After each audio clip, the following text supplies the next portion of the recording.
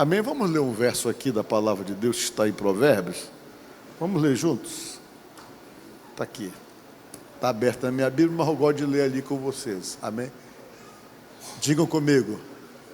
A pessoa sensata controla o seu gênio, e a sua grandeza é perdoar quem a ofende. Amém? A pessoa sensata, o quê? Controla o quê? O gênio. O que mais? A grandeza é ter a capacidade de perdoar. Amém? Podemos assentar, irmãos. Eu quero conversar com vocês. Tem muita coisa que você vai lendo na Bíblia, aí você vai percebendo que algumas recomendações dadas pela palavra de Deus, elas têm um objetivo, o objetivo de fazer com que você venha amenizar os seus próprios problemas e, consequentemente, não deixar que eles atrapalhem a sua vida.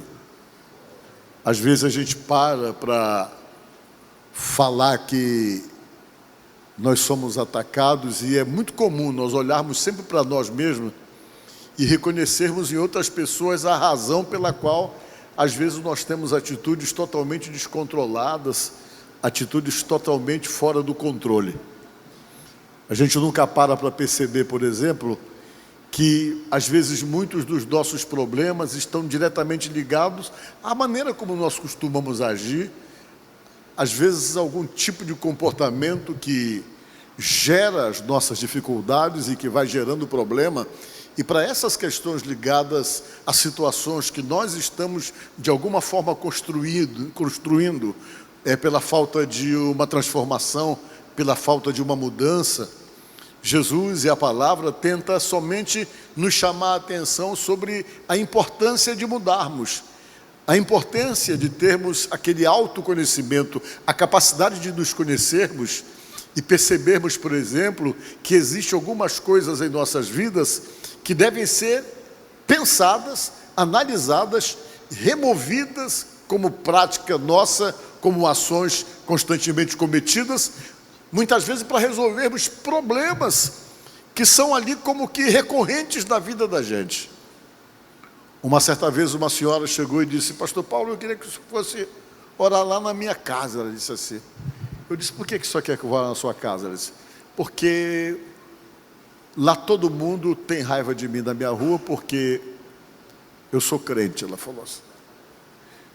O fato de ser crente, disse ela, faz com que as pessoas tenham raiva de mim, e eu percebo, por exemplo, que o diabo está se levantando contra mim lá na minha rua. Ela falou assim.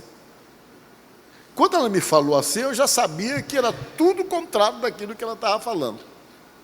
E ela insistiu tanto para eu ir na casa dela, que um dia eu fui. Quando eu cheguei na casa dela, por um acaso da rua que ela morava, tinha mais ou menos, que moravam na mesma rua, umas 2 ou 3 pessoas que eram da nossa igreja. E ela não era, ela era somente uma ouvinte do programa de rádio que nós temos, que pediu isso, e eu com muita gentileza fui lá para orar na casa dela e pedir por ela, porque ela disse que ela estava sofrendo ataques terríveis do inimigo e da vizinhança dela, das pessoas que não gostavam dela, unicamente porque ela servia a Deus. E eu fui lá, cheguei na casa dela, comecei a observar um monte de coisa, né, de pessoas que estão de alguma forma se protegendo, o portão altamente fechado, uma coisa realmente terrível. Para poder abrir o portão, teve que abrir mais ou menos uns 5 cadeados, né? A Aida pegou, eu entrei, quando eu entrei na casa dela, eu percebi que ela era extremamente religiosa. O que é uma pessoa religiosa? É uma pessoa que pratica somente a religião, mas que não se submete aos princípios dos ensinamentos do dono da religião, no caso Deus, para poder ter algum tipo de atitude mais amena, uma forma diferente de viver e de se relacionar com pessoas. E eu orei por ela, orei na casa dela, e ela disse: olha, todo mundo que mora aqui nessa rua, o inimigo tem usado contra mim. Eu digo: é mesmo? Eu tinha uns 2 irmãos que eu conhecia que moravam lá, que eram pessoas maravilhosas, que eu sabia que eram pessoas maravilhosas. Aí quando eu saí de lá, os irmãos me chamaram, eu fui na casa deles. O senhor veio orar pela dona fulana? Ele foi. Poxa, que bom, pastor. Eu digo, e como é que é? Vocês não se dão com ela, não? E a gente já tentou, mas ela é de difícil relacionamento. Se ela passa aqui na rua, a gente está conversando, ela diz que a gente está falando dela, mal dela.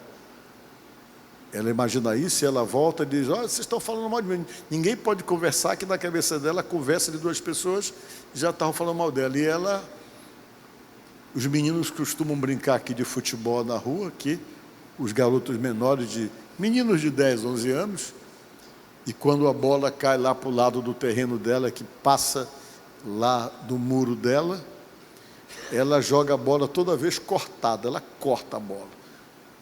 E ela é ameaçadora. Se ela estiver na porta, a bola cai aí se perto do córrego lá da rua, da frente dela, ela pega e corta. Aí começaram a me contar uma série de coisas sobre elas. Aí eu digo, tá aí, eu descobri a razão pela qual que ela tem problema com todo mundo. O problema é ela.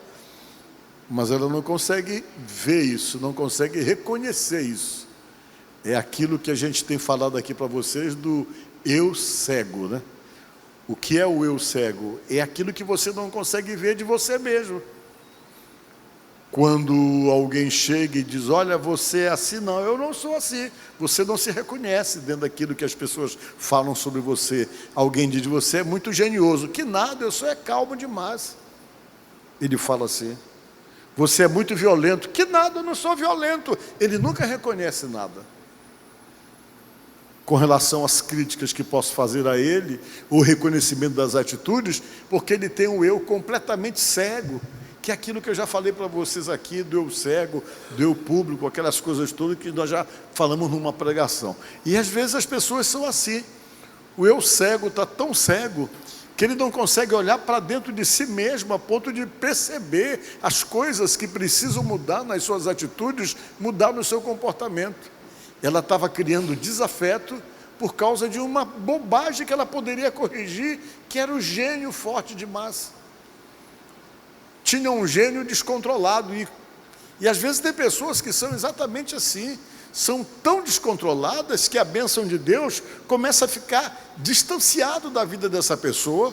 Por quê? Porque o que vai precisar para ele é uma real mudança, para que Deus possa corrigir uma série de situações que são criadas por ele mesmo, na sua impaciência, no seu gênio forte, na sua maneira de nunca ponderar nada, de nunca recuar, de nunca ceder.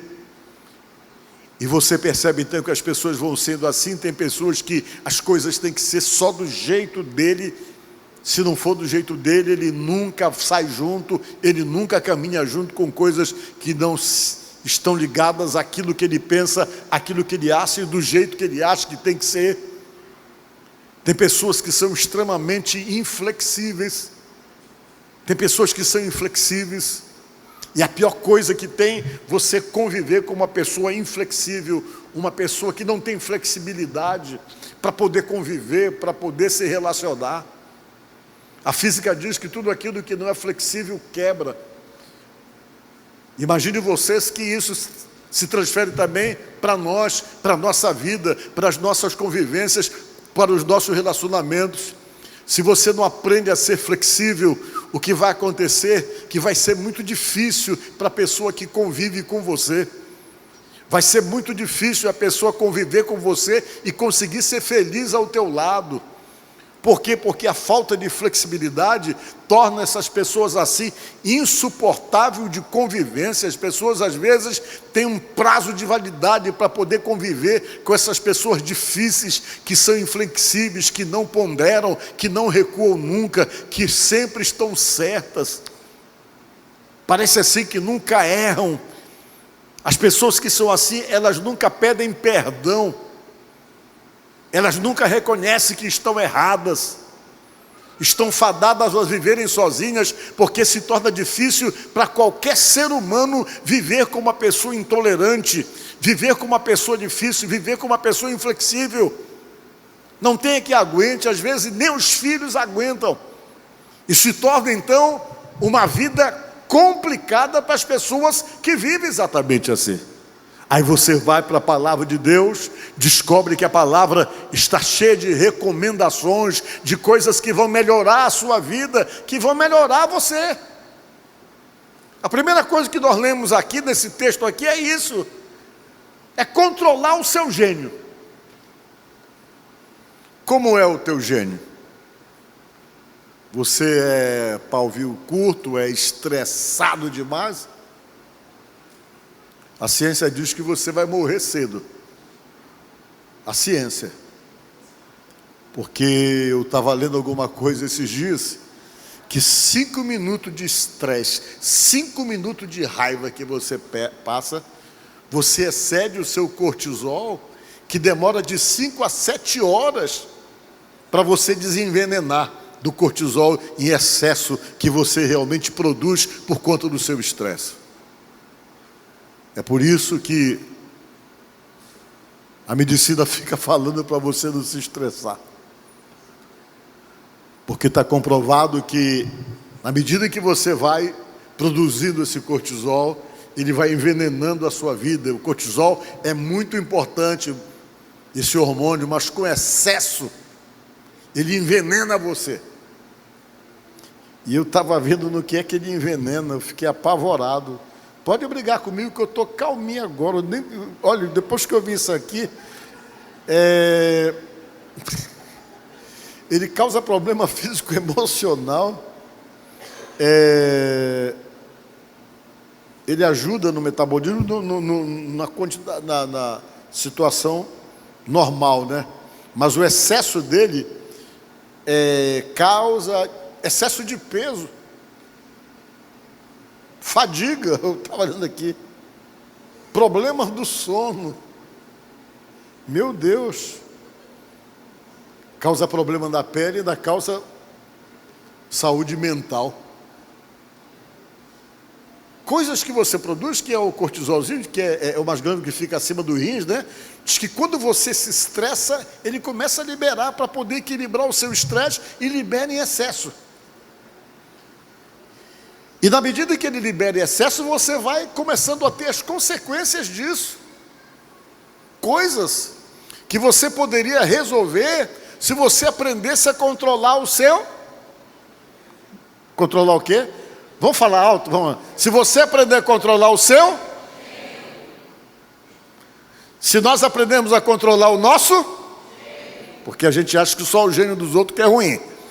Não é verdade? Então a palavra de Deus, ela está aí com uma orientação que eu acho de suprema grandeza, dizendo que a melhor maneira de você poder realmente resolver essa questão, que inclusive quando você faz, de alguma forma você acaba produzindo algum hormônio do prazer, da satisfação, quando você se libera da prisão de não perdoar uma pessoa. Quando você se libera dessa prisão, porque mais preso e mais escravo está quem não consegue perdoar, que fica simplesmente alimentando esse sentimento ruim do não perdoar, que acompanha o ódio, o ressentimento, a raiva, e que faz de você uma bomba, porque essa raiva vai exatamente produzir aquilo que faz mal para você e que envenena você, e que, segundo o que eu estou vendo aqui, que baixa a sua imunidade, que torna você propenso a determinadas enfermidades.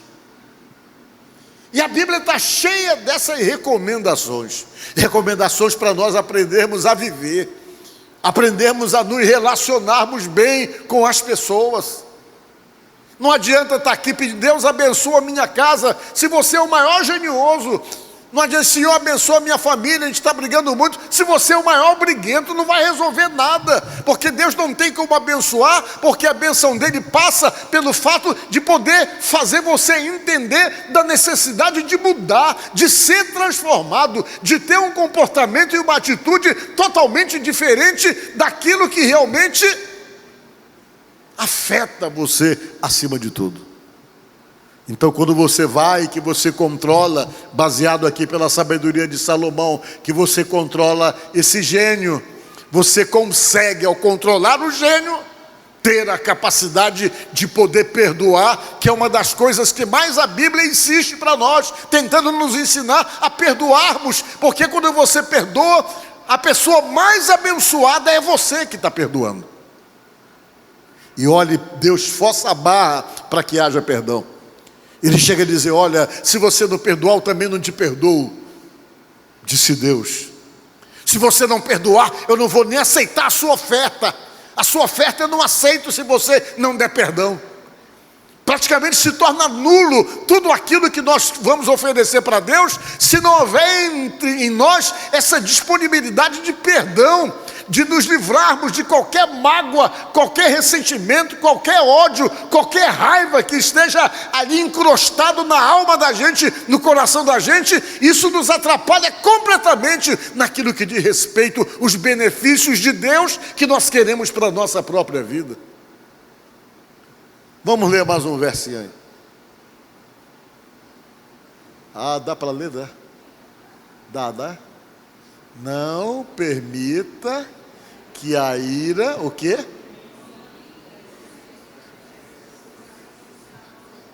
Aqui eu acho que eu leio melhor. Vou ler de novo, vamos lá. Não permita que a ira domine depressa o seu espírito, pois a ira se aloja no íntimo dos tolos, dos bobos. Por quê?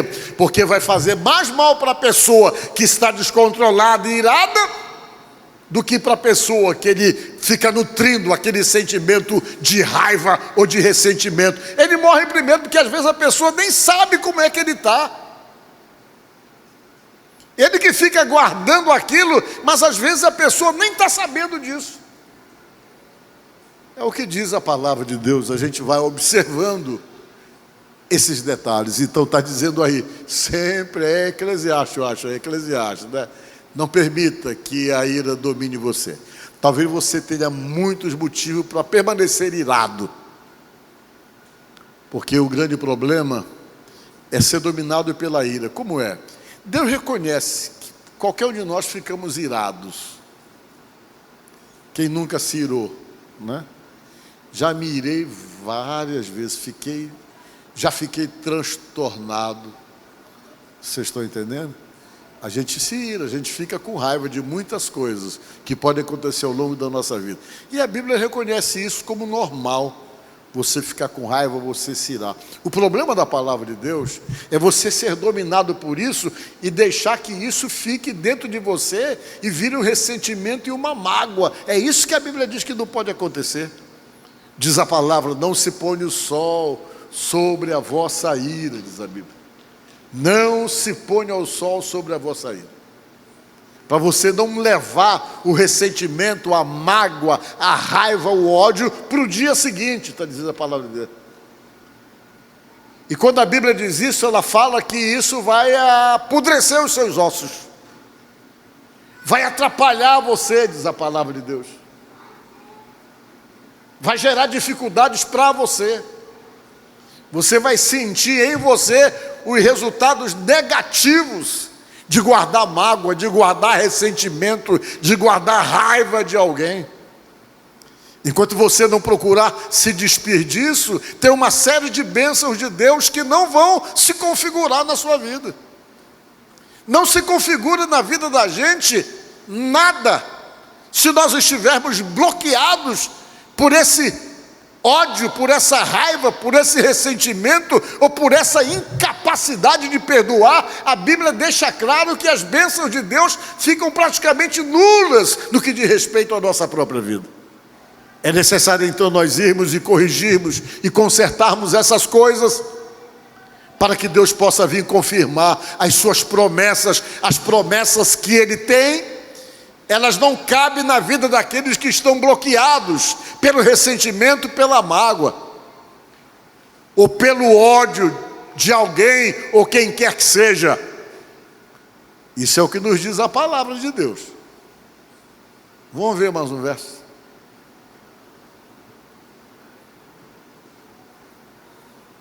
Se possível, se depender de vós, tende paz com todos os homens. Diga glória a Deus.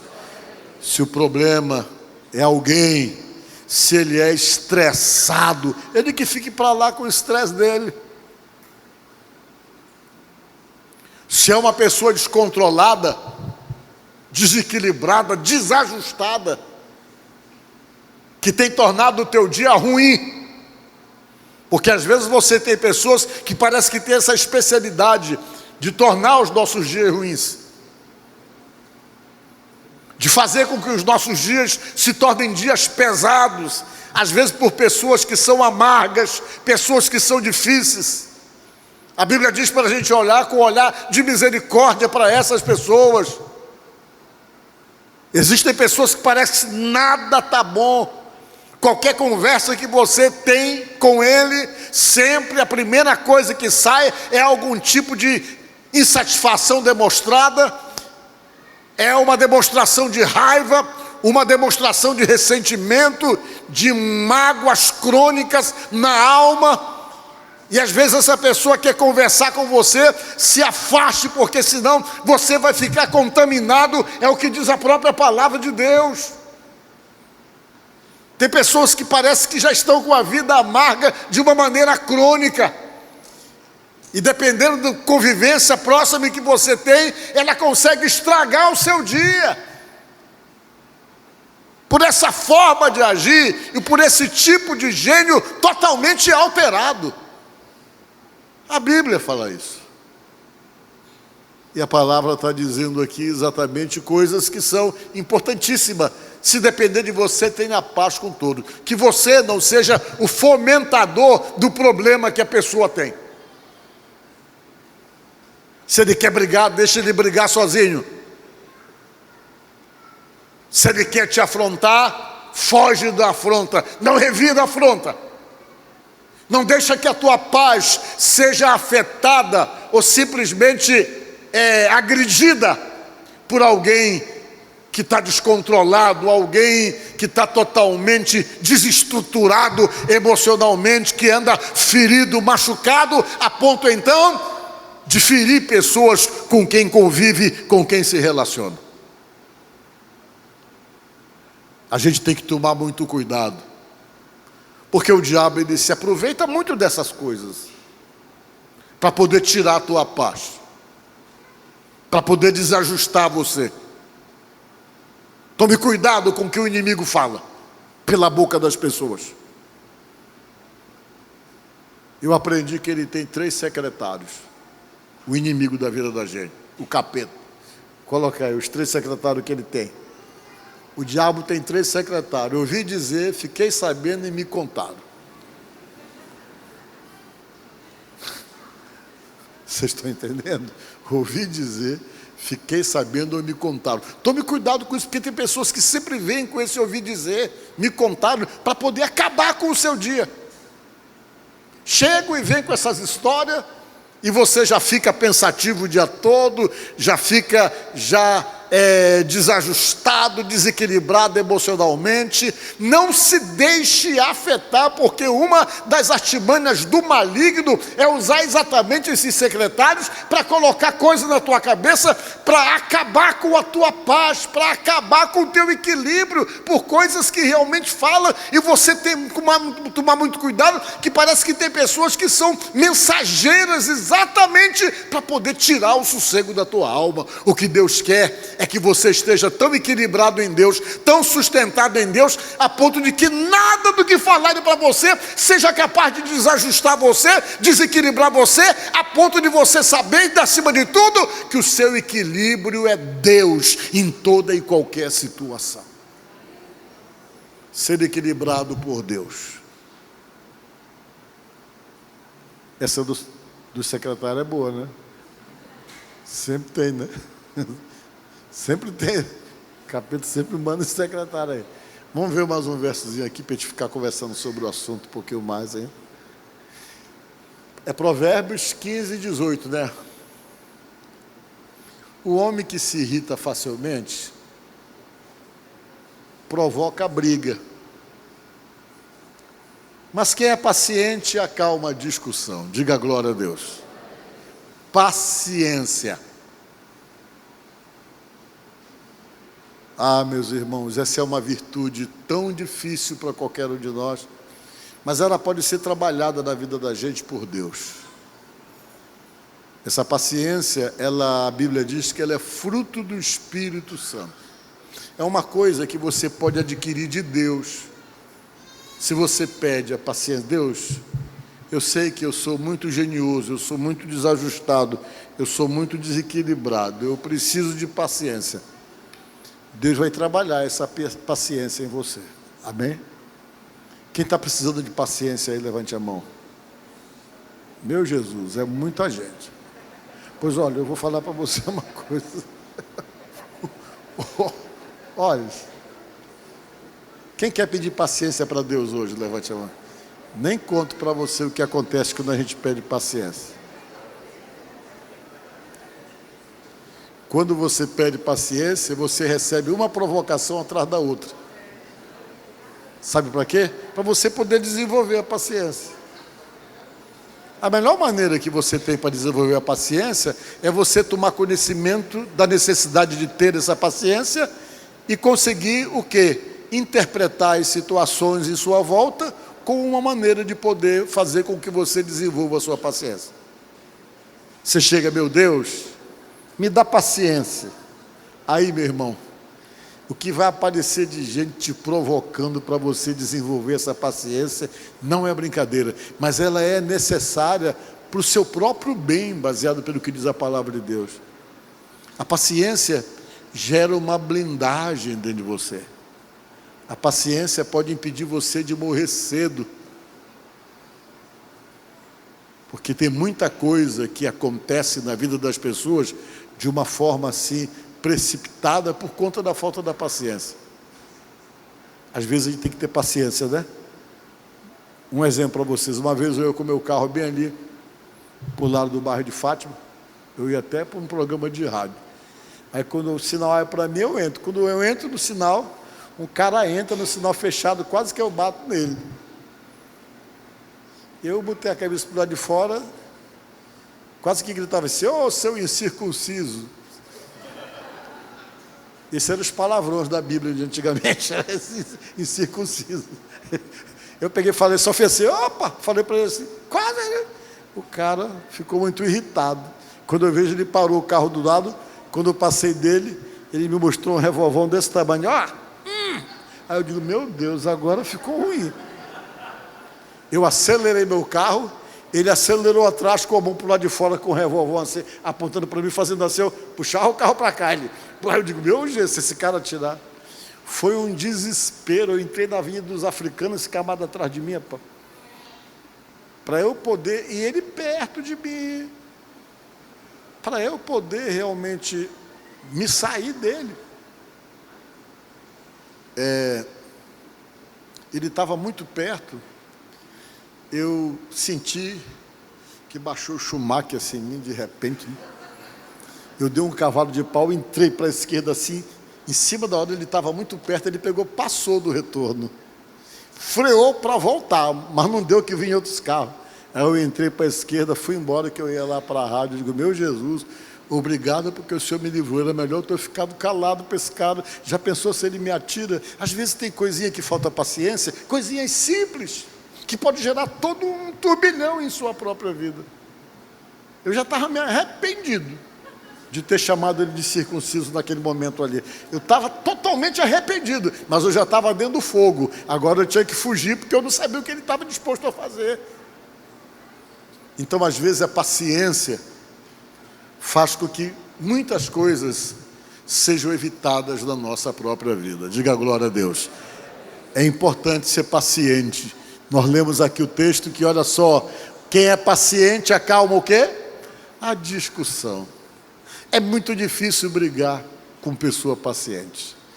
E tem gente que é tão genioso, tão violento, que começa, tu não fala nada não? Tu não fala nada não? E a pessoa, não.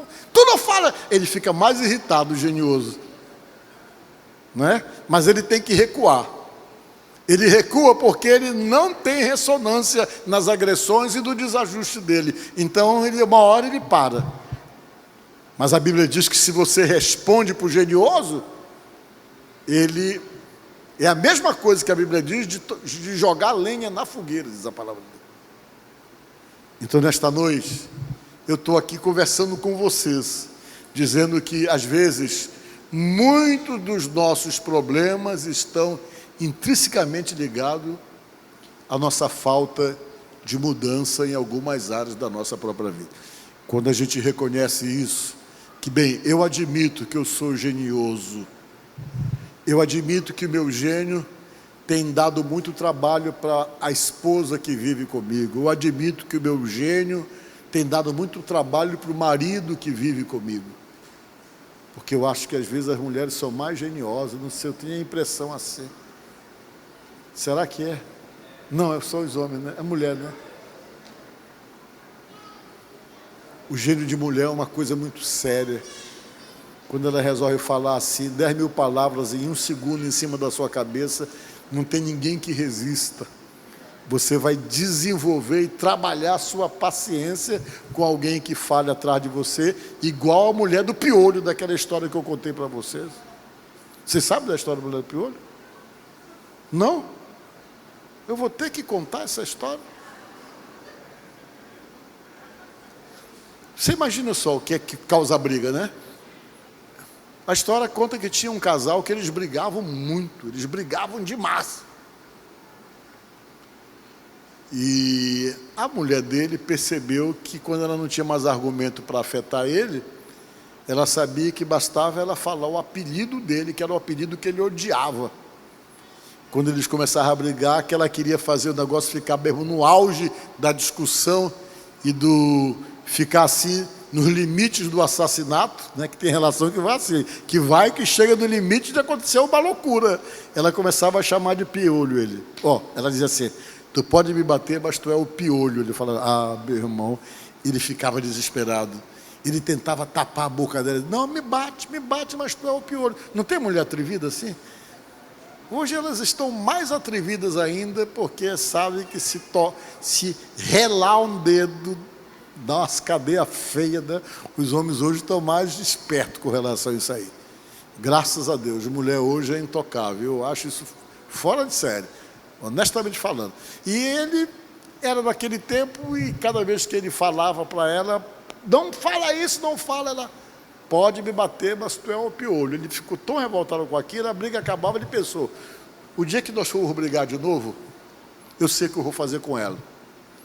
Se ela me chamar de piolho, eu vou matar ela afogada, eu vou empurrar ela na piscina e afogar ela. Eu quero ver se ela vai conseguir me chamar de piolho. Aí um dia eles brigaram.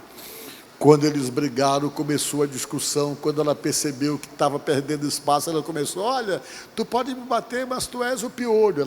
Ele pegou ela, levou ela lá para a piscina. Chegou na piscina, ele empurrou ele na água para afogar ela, porque ela não podia falar, se afogando. Mas ela também não era muito fácil, ela era tinhosa, ela estava quase morrendo afogada, não podia falar porque estava se afogando, mas ela colocava a mão para o lado de fora da água e fazia assim, dizendo para ele que ele era o piolho, né? Você vê, isso aí é jogar lenha na fogueira, que fala a Bíblia. Vocês estão entendendo? Quando a pessoa consegue realmente ter isso aqui, é paciente, a pessoa consegue acalmar uma discussão. Isso aqui são virtudes que estão ensinadas na própria palavra de Deus, que muda a nossa vida numa série de questões voltadas para a nossa convivência e para o nosso relacionamento.